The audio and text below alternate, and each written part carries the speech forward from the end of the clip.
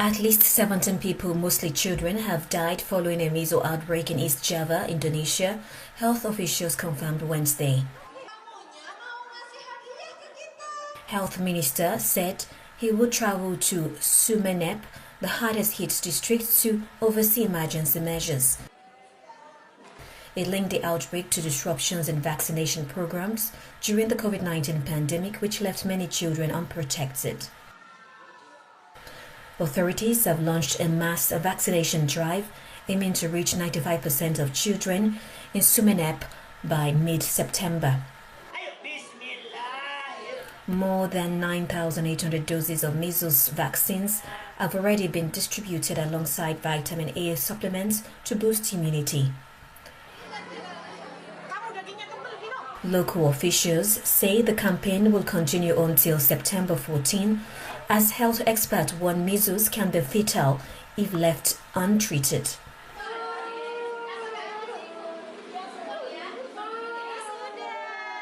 California Governor Gavin Newsom contends he's sounding the alarm, saying he believes President Trump will try for a third term. He also warns the administration is building what he calls the world's largest private police force with its $75 million expansion of ICE. Newsom made the comments at Politico's first California Policy Summit, accusing Trump of authoritarian actions and urging Democrats to, quote, fight fire with fire. I'm sick and tired of Democrats being on the losing end in this country and our democracy being on the losing end. We have got to fight fire with fire. Newsom says he's convinced Donald Trump wants more than 2 terms, pointing to Trump 2028 hats sent to him by the president's team. I don't think Donald Trump wants another election. You think for a second you want... I have 24 Trump 2028 hats. His folks keep sending me. And you think he's going to run again? No, don't give me. You don't. Who spends $200 million on a ballroom at their home and then leaves? Newsom also defended his redistricting plan in California, calling it a temporary measure to protect democracy. Trump has threatened to sue, blasting it as the Election Rigging Response Act. Newsom also criticized Donald Trump's use of federal troops in California and Washington, D.C., warning ICE agents could end up at polling sites. The interview came shortly after he suggested in a social media post that Trump may have dementia after the president claimed wildfires earlier this year could be stopped by just turning the water on. Trump ordered billions of gallons released from a reservoir more than 100 miles from the flames, a move researchers called unnecessary and risky for farmland. The White House fired back, calling Newsom's comments a distraction from his, quote, terrible handling of the fires. A federal judge in Miami has ruled that an immigration detention facility in the Florida Everglades, nicknamed Alligator Alcatraz, has to continue shutting down its operations. U.S. District Judge Kathleen Williams has denied requests to halt her order to shutter the facility. That's in a lawsuit that was originally brought by environmental groups and the Miccosukee tribe. The facility has been plagued by reports that detainees there are held in unsanitary conditions and that they're largely cut off from the legal system and the outside world. On Wednesday, the Associated Press reported that a top Florida official said the facility would likely be down to 0 detainees in a matter of days. Florida Governor Ron DeSantis has said that the number of detainees is going down because of the pace of deportations. The U.S. Department of Homeland Security has said that they're complying with the judge's order to shutter the facility and that they'll continue to fight illegal immigration. Rwanda says a first group of 7 deportees from the United States arrived in the country in mid-August under an agreement with Washington. The government spokesperson added that each case was vetted under the bilateral agreement, which allows Kigali to review and approve migrants before granting entry. No information was provided about the identities of the deportees, but she said on Thursday that they'd been accommodated by an international organization. The 7 are also being visited by the International Organization for Migration, as well as representatives of Rwandan social services. The spokesperson says that 3 of the deportees say they want to return to their home countries, while the other 4 wish to stay and build lives in Rwanda. Earlier in August, Kigali said it would accept up to 250 people to be expelled from the United States under President Donald Trump's anti-immigrant agenda. Rwanda is one of 4 African countries that have reached deportation agreements with Washington. The others are Uganda, Eswatini and South Sudan. Turning back to the U.S. now, amid President Trump's aggressive immigration crackdown, a new trend is emerging among migrants who once sought that American dream. Many are now self-deporting or ending their journeys to the U.S. in what a new Rolling Stone article calls the Great Reverse Migration. Some migrants, despite traveling thousands of miles to reach the U.S. border, are turning around, seeking new lives elsewhere after hearing about the fallout from the Trump administration's new policies. I want to bring in MSNBC contributor Paula Ramos, who has this exclusive reporting. And Paula, great work. First of all, you are reporting on what is a massive reverse migration that's happening.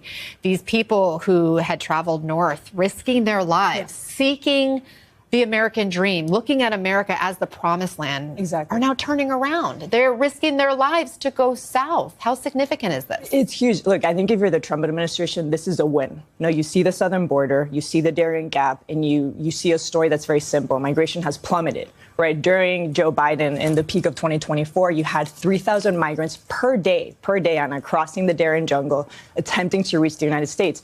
In June 2025, you know how many people crossed the Darien Jungle? 10.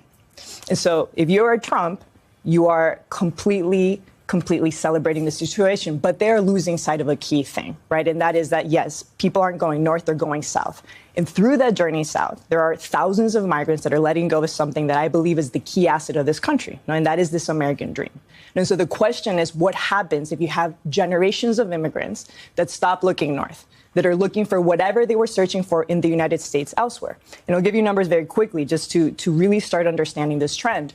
Right after Trump is inaugurated, in January and February of 2025, you had 3,000 U.S.-bound migrants that were waiting in limbo in Mexico that were asking for the United Nations for help to help them relocate back to their homelands. Fast forward to June 2025, you have almost 8,000 migrants that are going from Panama to Colombia, going south. So these numbers may seem small, but they're getting larger and larger, and they're increasing. And so that points to something different. Yeah, and you point out that a large number of the migrants that are deciding to go south are from Venezuela. Exactly. But it's not like their lives in Venezuela or the situation on the ground there has changed. I mean, they were fleeing out of desperation to begin with, and now they're turning around. They still have the Darien Jungle, which you describe as being so treacherous and dangerous, in their way. I mean, think of how desperate you have to be to want to, or at least to believe that life is better in Venezuela under Maduro than it is in the United States under Trump. And so you said something really important, and that is that as we speak, there are so many Venezuelans that are going back and turning back. These are people that are self-deporting from the interior, many Venezuelans that are living in limbo in Mexico, but all of them have one thing in common. And what they tell me is that no matter what, they will not go back through the Darien Jungle. Now, this Darien Jungle that almost cost their life, they will not go back. And so how do you do that? The only way to do that, and that's what we're seeing on the screen right now, is by taking a 12-hour boat ride through the Caribbean Sea.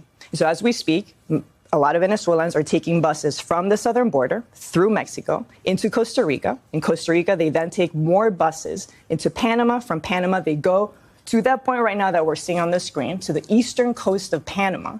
And from that point right there, what you see is that hundreds of migrants every single day are taking these boats. They're paying $280 each. They're being packed into sort of groups of between 30 and 40 people. And they then take this 12-hour boat ride from Panama into Colombia. Now, just to give you an idea, in February of 2025, an 8-year-old Venezuelan girl died, right, because her boat sank. It's risky, yes, but it's not the Darien jungle.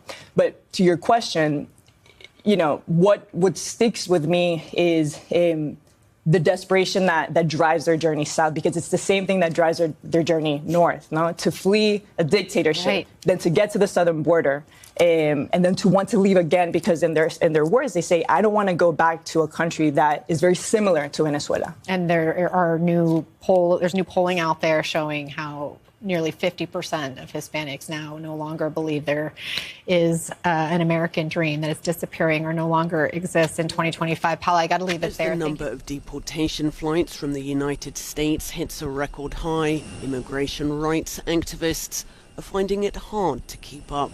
They do what they can to witness the flights and spread the word of where they're headed and how many people are on board.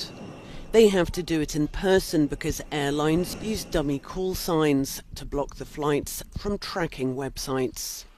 The activists' work helps people locate loved ones in the absence of information from US Immigration and Customs Enforcement. One activist has logged just under 6,000 flights from the start of Donald Trump's second term through July, a 41% increase over the same period last year. According to US officials, nearly 200,000 people were deported in the 7 months following Donald Trump's return to office. Figures from mid-August showed just over 59,000 in ICE detention. But as deportations increase, so do protests, with many U.S. cities staging rallies against the immigration. Immigration advocates say airlines are making it harder to track U.S. deportation flights, saying dummy call signs and blocked tail numbers are keeping the public from seeing where these planes are going. The report comes as the number of deportation flights reaches record highs under President Trump. Immigration advocacy groups told the Associated Press they previously followed deportation flights on public tracking websites, but now many show up as not available, forcing volunteers to rely on airport cameras, open source data, and information sharing to keep track. Tom Cartwright, who has tracked ICE flights since 2020, recorded more than 1,200 deportation flights in July alone, a record month. Most are operated by 3 airlines: GlobalX, Eastern Air Express, and Avelo Airlines. Since the start of Trump's second term, Cartwright reported 5,962 flights, a 41% increase from the same period last year. These flights either take immigrants to other U.S. airports or directly to Central America, Mexico, or in a few cases, Guantanamo Bay. That's according to Cartwright's tracking. To help with the workload, Cartwright's group partnered with Human Rights First, which is now running the ICE Flight Monitor project. Seattle's Boeing Field Airport is one of the few places the public can see these flights. County cameras and live streams allow volunteers to count passengers and monitor the operations. Local groups say they've tracked more than 60 flights in Washington this year, moving thousands of immigrants to border states or out of the country. While these advocacy groups say the planes are becoming harder to follow and track, raising transparency concerns, airlines are legally permitted to limit flight data available for the public, according to the FAA. In most places around the world, childhood is marked by innocence. But in Russia, that's no longer the case. The playground is a battlefield in disguise. The toys are rifles, and the lessons are not about numbers or words, but about war. Children as young as 8 are crawling through mud, hurling grenades, and carrying guns, both real and replicas. This isn't summer camp. It's military training, and it shows how Russia is arming its future one child at a time. Our next report has more. Children, laughter, and summer by the river. It looks like a holiday camp, but it is not an ordinary one. The games here are not hide and seek. They are war drills with rifles, grenades, and soldiers fresh from the front lines. In southern Russia, childhood is being reshaped. Not with cartoons and playgrounds, but with camouflage and combat. On the banks of the Don River, as many as 83 children, some no older than 8, took part in war games. They crawl through sand. They wade through water. They practice throwing real grenades and hold real rifles. Their excitement is unmistakable. We made the run. Everything is cool. Thank you very much for another trainee interjecting. I nearly died. We made the run 3 times. For many, it feels like stepping into a character from a war film. But this is no movie set. It is real training under the eyes of real soldiers. Some children say these drills test their willpower. Others say they are doing this for their motherland. This route march helped me to test my limits. It allowed me to find out how strong my willpower is. Why I am here? It's because I want to tie my future with military service. I want to serve my country and be loyal to my cause till the very end. The children were part of a group of cadets run by Cossacks in the Rostov region, close to Ukraine. The instructors are not teachers, but veterans of the front. The instructors who are here with the children now, they are participants of the combat operations, the SMO, Special Military Operation in Ukraine. Some of them recover after wounds. Others received a leave from their units, specifically to join our event. For the children, it is their first taste of army life. For Russia, it is preparation for the future. Russian officials say these programs build patriotism. But critics say handing guns and grenades to children is a form of indoctrination and propaganda. And this camp is not an isolated incident. Across Russia, schools are adding military lessons to the curriculum. Children are taught to assemble rifles, to fly drones, and to study the maps of battlefields. The push continues even abroad. Hundreds of Russian children have been sent to North Korea for joint camps framed as cultural exchange. At home, Moscow is pouring hundreds of millions of dollars into youth projects designed to toughen the next generation. Reports suggest that Russia spent more than $500 million on these so-called Patriot projects.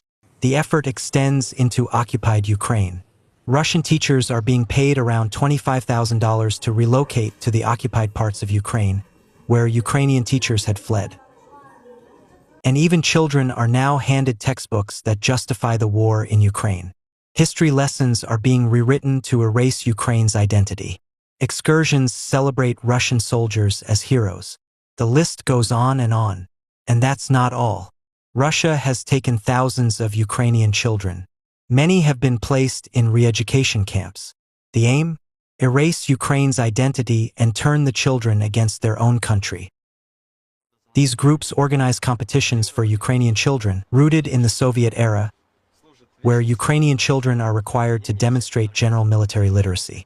International humanitarian law bans activities like this. The International Criminal Court issued an arrest warrant for Russian President Vladimir Putin in 2023 for the unlawful deportation of children. Putin and the Kremlin deny these charges. Russia's war on Ukraine is not just a fight for territory. It is an imprint on hearts and minds, pressed into children too young to resist. In these camps and schools, lessons and games have taken a different turn. They have become rehearsals for the future, drawn in uniforms. Because here, childhood is not simply lived. It is conscripted, it is sharpened and steered toward a war the children did not choose. We begin today with the tragic shooting that unfolded in Minneapolis just yesterday. An assailant reportedly armed with 3 guns fired through stained glass windows into a Catholic church where parish school students were attending Mass, killing 2 children and wounding 17 others. Authorities said the attacker sprayed bullets as dozens of young students gathered to mark their first week back at school. The shooting ended with the lone gunman, identified as 23-year-old Robin Westman, took his own life at the rear of the church. Shooting through the windows, he struck children and worshipers that were inside the building. The shooter was armed with a rifle, a shotgun, and a pistol. This was a deliberate act of violence against innocent children and other people worshiping. The sheer cruelty and cowardice of firing into a church full of children is absolutely incomprehensible. The attack allegedly has a deeply personal connection. Reports suggest Westman's mother previously worked at the church, serving as both parish secretary and administrator before retiring in 2021. A 2017 yearbook from the school shows Westman, who went by the name Robert at the time, had also been a student there. Still, the motive remains unclear, and investigators are working to understand why the heavily armed shooter targeted school children. Online videos allegedly posted from Westman's account before the incident showed notes in Cyrillic script. A videotaped message by the suspect also showed he struggled with depression and was fascinated by the perpetrators of past mass shootings. But what has captured global attention is a video showing the weapons and ammunition used in the attack. The video, shot on a mobile phone and now removed, revealed a cache of weapons and loaded magazines covered with disturbing messages including "Nuke India," "Kill Donald Trump," and "Burn Israel." Additional messages included "Where is your God? Humanity is overrated," and references to other mass shootings. In fact, at one point, the suspect held up a smaller firearm and said, quote, "This one is for me, in case I need it," end quote. Brought to you by BlackRock and Rip and Tear. Where's your God now? U.S. Homeland Security Secretary Kristi Noem confirmed the authenticity of the video, calling this level of violence, quote unquote, unthinkable. But the disturbing messages seen in the video have sparked widespread reaction online. In fact, far-right activist Laura Loomer claimed in a social media post the suspect was influenced by what she called, quote, anti-Indian and anti-Jewish Islamic propaganda, end quote. Meanwhile, officials said Westman legally purchased the weapons, had no known criminal history, and acted alone. FBI Director Kash Patel said the agency is investigating the attack as an act of domestic terrorism and hate crime targeting Catholics. Now, this is the 146th school shooting since January. Now, several mass shootings have occurred in recent weeks, and political deadlock has blocked efforts to restrict easy access to guns. On Wednesday, President Donald Trump ordered U.S. flags at the White House lowered to half-staff in honor of the victims. Pope Leo said he was profoundly saddened, while Minneapolis Archbishop urged an end to gun violence. The Minneapolis community also gathered for a candlelight vigil after the deadly shooting. So as the investigation continues, the incident has reignited national debates over gun control and school safety throughout the United States as students from all ages mark their first weeks back to school. Another shooting in America, this time in Minnesota. A gunman opened fire at a church service. Children in their first week of Catholic school were inside. 2 of them are dead. 14 others wounded. 3 elderly parishioners were shot, and then the attacker turned the gun on himself. And this is not a one-off. This is the 44th school shooting in the U.S. this year, 44th. In a country where 125 people are killed by guns every single day, the questions remain: why and when does it end? Here's a report. The first week of school. It is filled with excitement, curiosity, and new learnings. But for the children at a Catholic school in Minneapolis, it was met with horror, and for some, even death. The attack happened last night, at a church where children were attending a worship service during their first week of school. The attacker fired dozens of shots through the windows using 3 firearms, killing 2 children, aged 8 and 10, and leaving at least 17 people injured, including 14 other children and 3 elderly parishioners. Then the shooter turned the gun on himself and died at the scene of a self-inflicted gunshot wound. We often come to these and say, these unspeakable tragedies, or there's no words for this. There shouldn't be words for these types of incidents because they should not happen. And there's no words that are going to ease the pain of the families today. The attacker has been identified as 23-year-old Robin Westman. He lived in suburban Minneapolis. His motive is currently unknown. According to the Minneapolis police, the attacker did not have an extensive known criminal history. They say that he acted alone.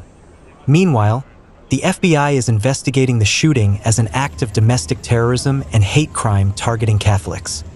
And here's what they know so far. The attacker had a personal connection to the church. His mother previously worked at the school. She retired in 2021. The police have also found a manifesto. It included some disturbing writings, though the details are not out yet. And the suspect timed to publish it on YouTube at the time of the shooting. The FBI has taken it down. Minnesota is shaken and grieving.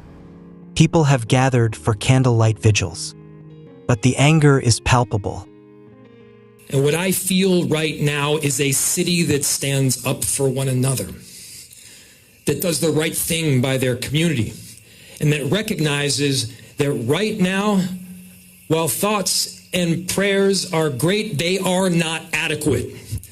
These children were literally praying at this moment. But my thoughts and what I'm thinking about is a national ban on assault rifles. My prayer is a national ban on these assault rifles. And you should know that when we used to ban them assault rifles, we used to keep a lot more people alive than we do now. We need to think and pray about banning these weapons of war. After all, this is not an isolated case. This is the 44th school shooting of the year in the U.S., a country where 125 people are killed by guns every single day. When gun violence happens in a place that is supposed to be safe, such as a school or a church, it rattles the nation. But as the country braves one tragedy after another, fueled by gun laws framed to breed the violence, it is the innocent lives that continue to pay the price for this political apathy.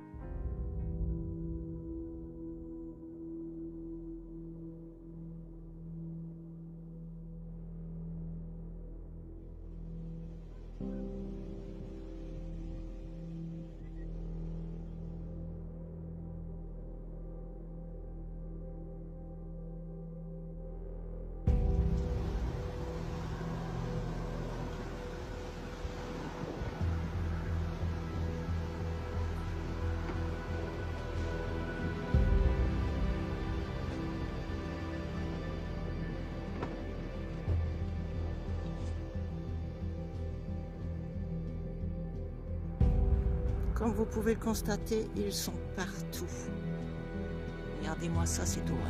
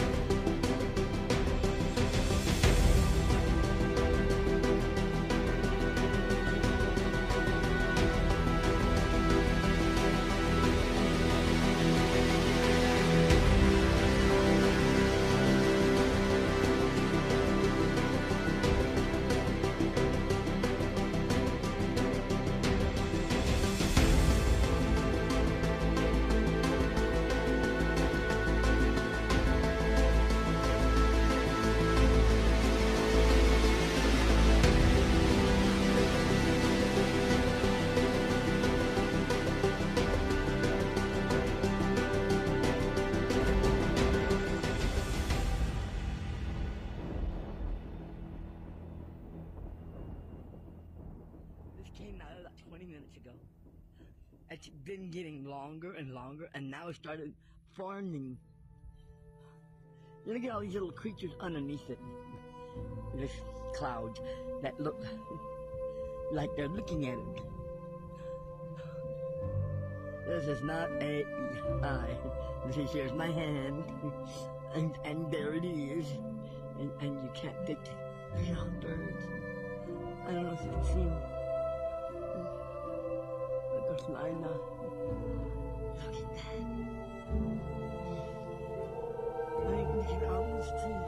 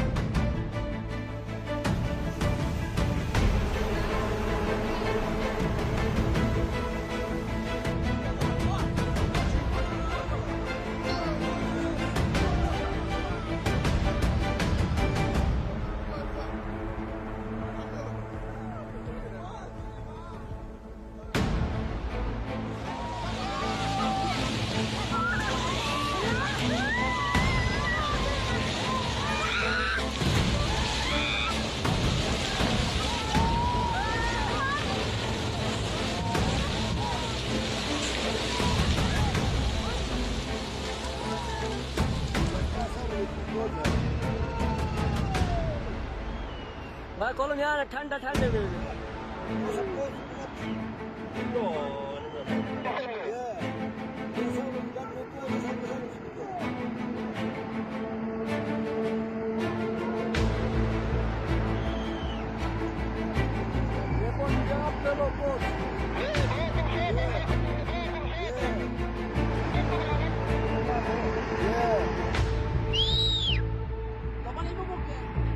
Ya Allah. Ya Allah khair. يا ركنت قسم يا ركنت قسم رابط يا ركنت ويا شوية أريك اسأل يقول لي اسأل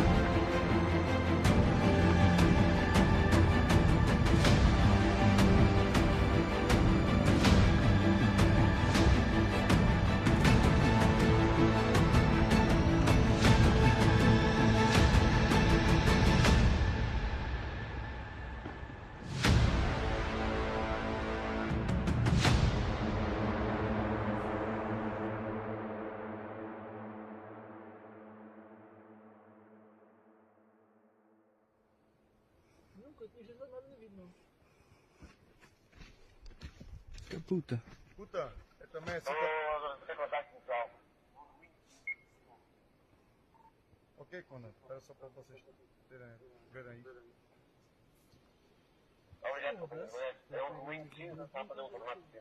Ah, pois, agora para entrar mais ali. Assim, pode ser que o comando não. Eu tento vir aqui ver o que é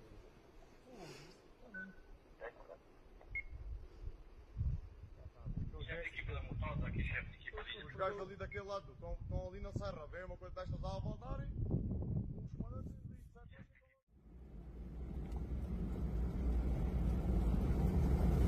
We're gonna go check on the houses over here. It looks like it impacted some structures.